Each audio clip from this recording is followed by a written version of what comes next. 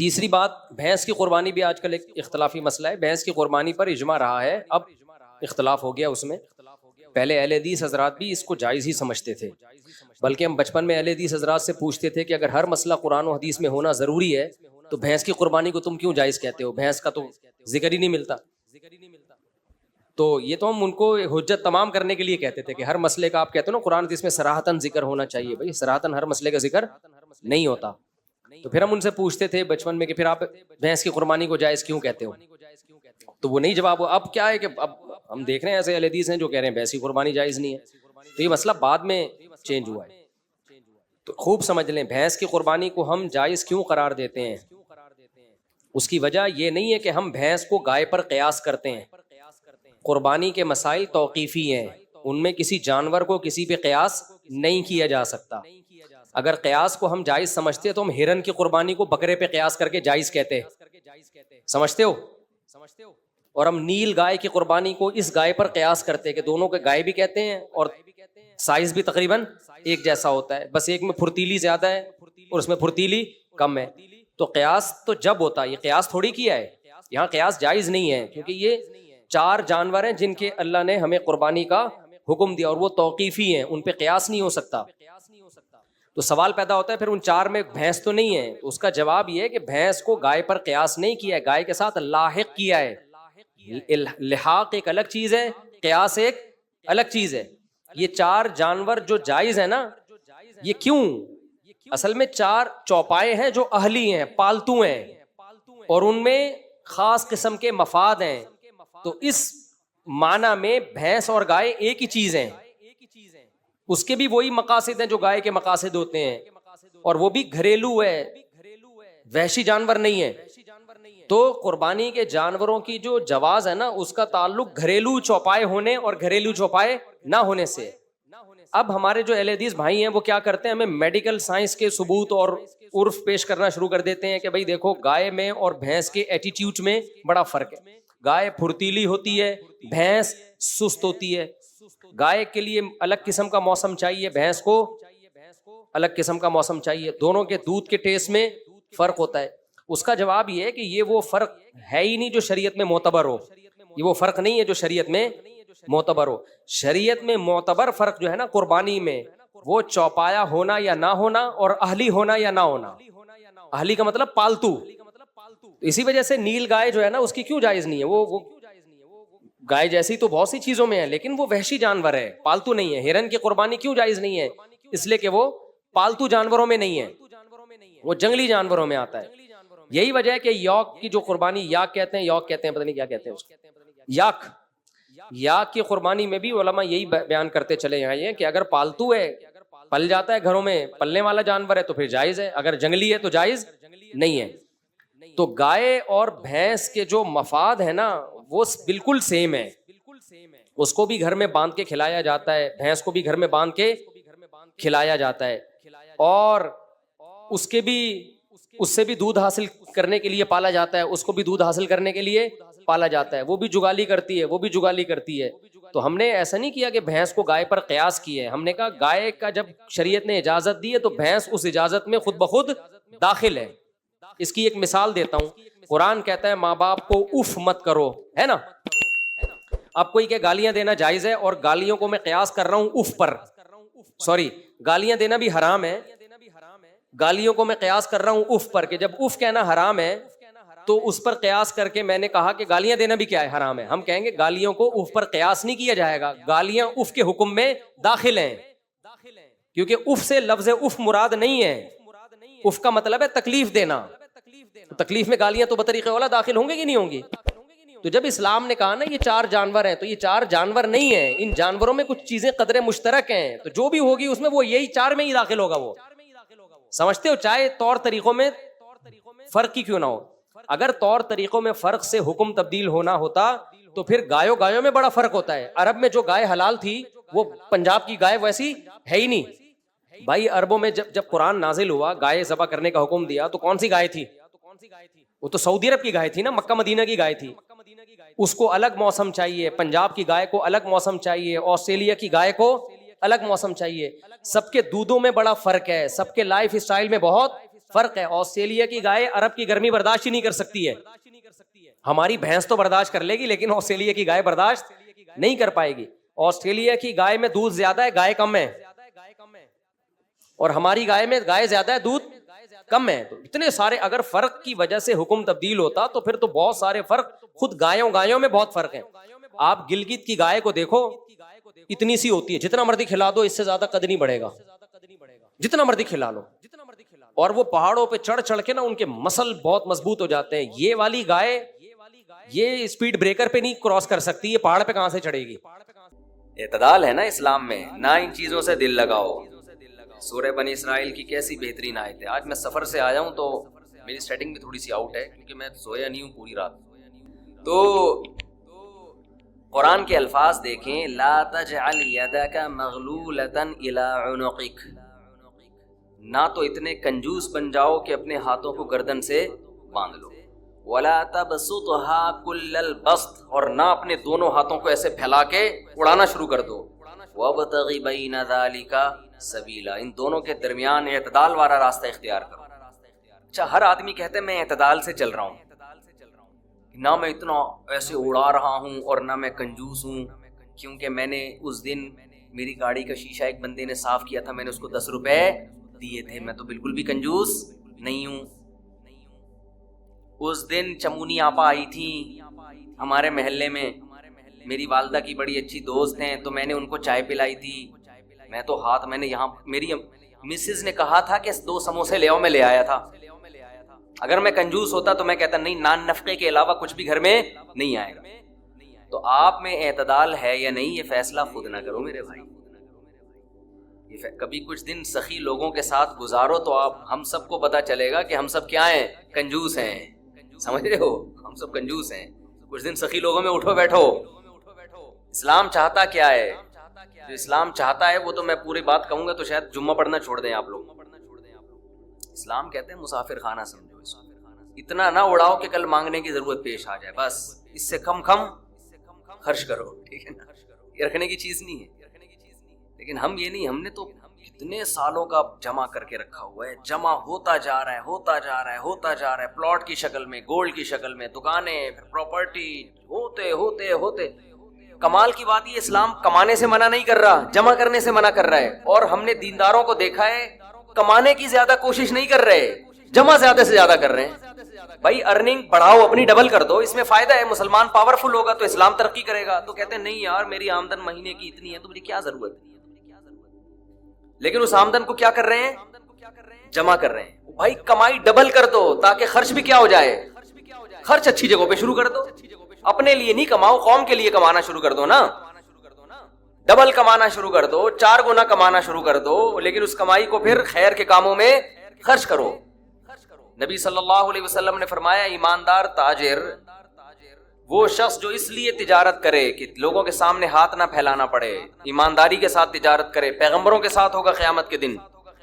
حضرت عثمان اگر تھوڑا کماتے تو 400 گھوڑے دیتے جہاد میں, بولو نا. گھوڑا لینڈ کروزر تھا اس زمانے کی, 400 V8 حضرت عثمان نے دیے ہیں. کتنا کمایا ہوگا. ہاں, اتنا کمانا کہ آپ اپنے صحت کی کبھی خیال نہ کر سکیں, آپ بیوی بچوں کو بھی ٹائم نہ دے سکیں, وہ پھر کمانے میں بے اعتدالی ہے. کمانے کا ایک حد تک آپ کے ٹائم اور جسم سے تعلق ہے, اس کے بعد کھوپڑی سے تعلق ہے. کھوپڑی نہیں استعمال کر رہا, گدھا بنا ہوا ہے, محنت بہت کر رہا ہے. ہم نے ایسے کمانے والے دیکھے ہیں کہ سارا دن کمانے کی فکر میں ہوتے ہوتے بچوں کی فکر ہی نہیں ہے, بیوی کو ٹائم نہیں دے رہے, ماں باپ کو ٹائم نہیں دے رہے, اپنی صحت کو ٹائم نہیں دے رہے. تو زیادہ کمانے کا یہ مطلب ہرگز نہیں ہے. زیادہ کمانے کا مطلب یہ ہے کہ کمانے میں ٹائم تو آپ نے اتنا ہی دینا ہے جتنا آپ کی صحت اجازت دیتی ہے. نماز کا ٹائم نکلے, تہجد کا ٹائم نکل جائے, تسبیحات تلاوت کا ٹائم نکلے اس میں آپ کے لیے, کچھ اللہ کا ٹائم بھی نکلے, کچھ دین کی تبلیغ کا ٹائم بھی نکلے, کچھ پڑھائی کا ٹائم بھی نکلے. ویڈیو نہیں بنائے بھائی, یہاں لکھا ہوا ہے نا, کچھ پڑھائی کا ٹائم بھی نکلے. یہ تمام چیزوں کا ٹائم نکلنے کے ساتھ ساتھ پھر کمانے کو ٹائم دینا ہے. اس میں پھر جب اتنا ٹائم دے کے پھر پلاننگ کر کے اس کو بڑھانے کی کوشش کرنی ہے, یعنی ارننگ کو بڑھانے کی کوشش کرنا ہے. یہ نہیں کہ آپ نے ٹائم زیادہ دینا شروع کر دیا, اس میں ٹائم زیادہ دینے سے تو آپ کی صحت کو نقصان ہوگا نا. ارے 5 نمازیں تو پڑھنی پڑیں گی نا ٹائم پہ, پھر تلاوت روزانہ کرنی ہے کہ نہیں کرنی ہے, صبح و شام کی تسبیحات ہیں وہ بھی کرنی ہے, تہجد کی بھی کوشش کرنی ہے, باپ کو بھی ٹائم دینا, اماں کو بھی, بچوں کو بھی, پھر باقی پھر اپنی ایکسرسائز وغیرہ صحت کو بھی, پھر باقی ٹائم کس کو دینا ہے, وہ پیسہ کمانے کو دینا ہے. پھر اس پیسہ کمانے کے کو جتنا ٹائم آپ نے دے دیا تو اس میں آپ کہہ سکتے ہیں کہ پھر ہم تو جو جتنا کنفیوز ہوگا اس کی لائف اتنی ہی ایک مشکلات کا شکار ہوگی. قرآن میں اللہ نے مثال دی ہے غیر مسلم کی, کیونکہ ان کی حالت کیا ہوتی ہے. پہلا تو یہ کہ ان کو یہ پتا نہیں ہے کہ آخرت ہے یا نہیں ہے, سمجھ رہے یہی نہیں پتا ان کو, یہ دنیا ہی سب کچھ ہے, تو اس دنیا میں اچھا کیا ہے اور برا کیا ہے, یہی ڈیفائن کرتے کرتے اسی کو سمجھتے سمجھتے پوری زندگی لگ جاتی ہے. مدرسے والے راستے میں کسی صاحب نے گاڑی غلط پارک کر دی ہے, اس کو ہٹائیں, سرمئی رنگ کی گاڑی ہے بھائی, ایسا نہ کیا کریں یار. تو ساری زندگی یہ اس مدرسے والے راستے میں اس طرف, یہاں کسی نے گاڑی سرمئی رنگ کی غلط پارک کر دی, ہم دیکھ نہیں رہے, آنکھیں بند کر رہے ہیں, جو بھی اٹھ کے چلا جائے بھائی, شرمندگی کی وجہ سے ہو سکتا ہے نہیں اٹھ رہے ہو نا, صحیح ہے. تو ابھی تک کوئی نہیں اٹھ رہا بھائی. اگر ہم دیکھ بھی لیں تو کیا ہے, آنکھیں بند کریں گے, جیب کترے بھی آتے ہیں نا بیان میں, مسئلہ یہ ہے, تو وہ کہیں جیب سے کچھ نکال نہ لیں. تو وہ ایک آدمی نے کہیں کسی تقریب میں بیوی کا ہار کسی نے چوری کر لیا, سونے کا ہار تھا, کوئی دے ہی نہیں رہا, تو اس آدمی نے ایک پیالہ رکھا اور لائٹیں بند کر دی اور اعلان کیا کہ بھائی جس نے بھی یہ ہار لیا ہے چپکے سے اس میں ڈال دے, ہم کسی کے سامنے نام ظاہر نہیں کریں گے, لائٹ آف ہے, جو بھی ہے کر لے اللہ کا واسطہ. تھوڑی دیر میں جب لائٹ آن کی تو پیالہ بھی غائب. جب لائٹ آن کی ہے تو بھائی جو چور ہے وہ اتنا شریف تھوڑی ہوگا کہ وہ رکھ کے چلا جائے. اس نے کہا چلو ایک چانس اور ملا ہے. تو پہلے میرا پروگرام تھا ہم آنکھیں بند کر لیں تاکہ جن صاحب نے گاڑی غلط پڑ لی, مجھے خیال آیا کہ یار آنکھیں بند کر کے کوئی مسئلہ نہ ہو جائے. آنکھیں بند کریں گے نا تو پھر جب کھولیں گے آنکھیں تو پھر دوسرا اعلان ہو رہا ہوگا, بھائی ایک صاحب کی گھڑی غائب ہے, ہم آنکھیں بند کر رہے ہیں, جنہوں نے لیے ان کی جیب میں ڈال دیں. اچھا خیر, تو اللہ تعالیٰ نے غیر مسلم کی حالت کو, کیونکہ میں پہلے عرض کر رہا تھا کہ جس کے پاس اسلام نہیں ہے اسے یہی نہیں پتا کہ یہی زندگی اصل ہے یا اس کے بعد بھی کوئی زندگی ہے. یہی اصل ہے تو اس میں اچھا کیا ہے اور برا کیا ہے, وہ ہمیشہ کنفیوز رہتا ہے. کبھی وہ سوچتا ہے کہ اچھا وہ ہے جس کو میرے والدین اچھا کہیں, لیکن اس کی فطرت اس کو قبول نہیں کرتی. بات بات پہ اس کے اپنے پیرنٹ سے بھی جھگڑے ہوتے ہیں. حقوق کیا ہیں, کس کے کتنے حقوق ہیں, دینے ہیں نہیں دینے, اسی جنگ میں لڑتے لڑتے ان کی عمریں پوری ہو جاتی ہے. اسی کنفیوژن میں کسی نے کنٹری کو خدا بنا لیا, ملک کو, لیکن وہ اس میں مطمئن نہیں ہوتا. اس سے جب سوالات پوچھے جائیں تو وہ خود پریشان ہوتے ہیں کہ بھئی یہ لکیریں بھی تو انسان کی کھینچی ہوئی ہیں. کسی نے یعنی حقوق کا سمجھ میں نہیں آ رہا اس کو کہ والدین کو رکھنا ہے کہ نہیں رکھنا, ان کے کیا حقوق ہیں. کسی نے دولت کو اپنا خدا بنا لیا. تو ایک چیز پھر یہ جتنے بھی مذہب والے لوگ ہیں نا آہستہ آہستہ ایک طرف کو یہ جانے لگتے ہیں کہ بھائی اصل ہے پیسہ, کیونکہ اس سے تمام ضرورتیں پوری ہوتی ہیں. جس کے پاس پیسہ ہے اس کی چلتی ہے, جو چاہے گا وہ کر لے گا. لیکن اللہ تعالیٰ نے انسان کی صلاحیتیں محدود رکھی ہیں. پیسے سے ساری چیزیں حاصل نہیں ہوتی. پیسے سے ساری چیزیں حاصل ہوتی تو بہت سے پیسے والے لوگ ان کو مٹھائی سے پرہیز نہ ہوتا. کیا خیال ہے؟ بہت سے پیسے والے لوگ گوشت سے ان کو پرہیز ہوتا ہے. بہت سے پیسے والے لوگ بہت ساری چیزوں سے محروم ہوتے ہیں, نیند کی گولیاں کھانی پڑتی ہیں. تو اسی کنفیوژن میں نا کہ صحیح کیا ہے غلط کیا ہے, اللہ نے اس کی ایک مثال دی ہے.